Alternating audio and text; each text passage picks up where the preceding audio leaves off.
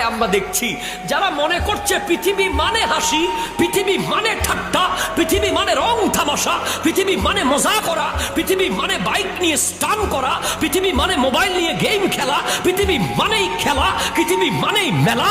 না না না না না, পৃথিবী হচ্ছে পরীক্ষা কেন্দ্র, আর কবর হাসর হচ্ছে ফলাফল বুক করার জায়গা। ঠিক কিনা কথা জোরে বলেন।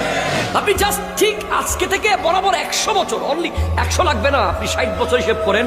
60 বছর পরে এখানে আমরা সবাই মাটির নিচে। কেউ অতিরিক্ত যদি হায়াত পায় সেটা ভিন্ন বিষয়, আর অতিরিক্ত হায়াত চাই না কারো বোঝা হয়ে থাকতে। আমার নবী এটা থেকে বাঁচা চেয়েছে।